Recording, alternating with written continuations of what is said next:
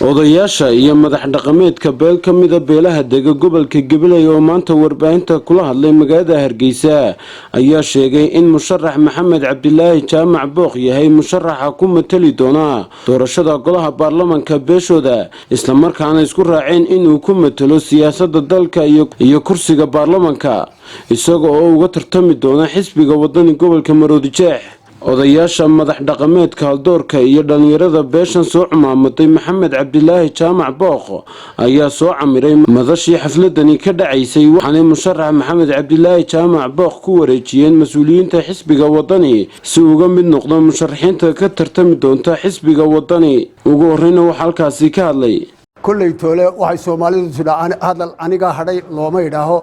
sida uu sheekhu yiri ayay dhammaan naga wada tahay ugu gabay waxaan u malaynayaa galbeedka xisbiga wadani maantuu ruuxid ku yeeshay idinkana waa idin bishaaro waxaad naga guddoontaan oo si xaqiiqo ah nooga guddoontaan oo migile leh oo aan lahayn kala hadh rag iyo dumar caawa iyo beriba ku talagala inaanu musharaxa iyo beeshii oo hadiyada idin wadlo waxaanu sidnaa oo garbaha ku sidnaa sidii uu ninkii horeba sheegay hadiyadii u qaalisnayd oo ah musharax Maxamed Cabdilaahi Jaamac Booq kulmiye markaan soo saaranay ninkii noo gaaminay horta ninkan uu haay aanu raacsanay ee xisbiga soo saaray maantana markaan aragnay inay siyaasadda indhalaad ay siyaasadda dirawal beleedahay dirawalkii iyo waxaan isla soo doonanay iyo gaadhigii waxaan idin wadnaa xisbiga wadani musharaxa da'da yar qiimaha badan Maxamed Cabdilaahi Jaamac Booq ninkaasi xusbiyada dadku waxay yiraahdaan oo anigaasi isagii caruurtiiba way liitaanay naga shaqo geeyay dadku u badan yahay ninkan in xusbi loo shaqo geynayo maaha markii la soo baaray ee dhawalba laga eegay dhiiga laga qaaday dadnimo laga qaaday si kastaba markaan soo shaadhaynay waxaanu keenay Maxamed Cabdilaahi Jaamac anaga gudoomo xusbigu waxaanu hadan nahay beeshii raaxareed wadnaa musharax Maxamed Cabdilaahi Booq oo aanu miisaan ahaan dad badan imika halkan isku raacsanahay aad iyo aad baan ugu weynahay waxaanu idin wadnaa Maxamed Cabdilaahi Jaamac oo aan ilaahi iyo wadani iyo taageerayaashiisa mooyaan cid kale u baahnayn waxaanu ka jawaabi doonaa warbaaxadii wadani kaga dhacday gobolka doorashooyinkii ugu dambeeyay waxaanu rajaynayaa inuu noqdo xildhibaan dadkiisa iyo dalkiisaba anfaca iyo wadaniba marka rasaasta la ridayo ilaa iyo 59kii iyaga u horridi jiray rasaasta siyaasadda jiidan xaafadeena galbeedka Hargeysa deegaanka Hargeysa cid sida inta loogu raagay 10 oday 20 tii horta ugu horeysay weeyaan wax soo loo qabto nin isaguna qiimo leh oo gobolka qiimo ku leh oo degmada qiimo ku leh oo jaararka qiimo ku leh galbinaya horta waa la mahadi oo waa laba israaci xoog leh mas'uuliyiinta xisbiga wadani oo iyaguna halkaasi ka hadlay ayaa waxay sheegeen inay gudoomeen musharax Maxamed Cabdilaahi Jaamac Booq kuna faraxsan yihiin inuu ku soo biiro xisbiga wadani anigu waxaan si kal iyo laaba u soo dhaweynayaa xildhibaan Booq oo ah nin karti leh oo dhalinyaro ah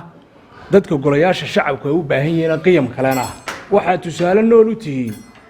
deegaanada kale Soomaaliland reer waliba inay keenaan xildhibaan Booq oo kala oo dadka la shaandheeyo oo la hufo xildhibaankana awadaan ragga la socda iyo miisaanka ka muuqda ayay ka muuqataa inaanu dhul dhacayn aniga maalintii ninkan meesha isla dooranaya waa la shiidi jiro dhagaxa la dhici jiray abibiyana groupkan iyana way dhuuman jireen de maanta godkii baanu ka soo baxnay Gabiley maanta anagoo sidii anigii abibaanu shaarica u mari jirnay loo soo dhawan jiray nagu tumi jiray ayaa maanta la nagu tumayo uu garanaya horta marka hore waxaan idinka warramayaa xusbiga qariib kuma tiidi waxa nala joogay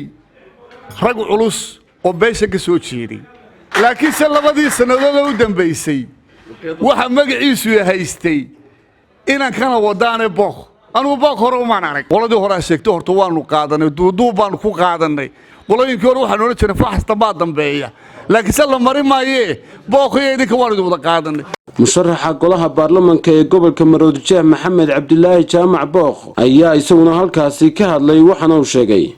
waxaan u mahadnaqayaa dhammaan beelweynta xareed bare si aan kala lahayn dhammaantood iskugu raacay inay maanta ii soo sharaxaan inaan u noqdo baarlamaanka aan uga noqdo gobolka Maroodijeex waxa kale oo halkan uga mahadnaqayaa dhammaan xisbiga wadani iyo madaxdiisa oo intoodii badnayd maanta halkan aan ku sugannahay mahadnaq ballaaran ayaan iyagana halkan uga mahadnaqayaa kaftan badan horta halkan waa laga yidhi kolley Gabiley iyo wadanina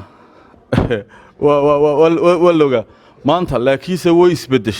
isbedeshay waan soo taabanay xaqiiqda waan soo taabanay maanta qaladkii hore inuu galay inaynu ka cibro qaadano inuu maanta aynu sidaa isku raacnay iyo duuduub oo aynu baarlamaan hadday noqoto gole deegaan hadday noqoto dadkii hadday iyagu ka maarmeen Gabileyna inay ka maarantay waad ogtihiin waa in lagu xantaa oo Gabiley waxa lagu xantaa inaynu xisbiga kulmiyanay wax alla waxaynu ku qabnana haba yaraatee waad garanaysaa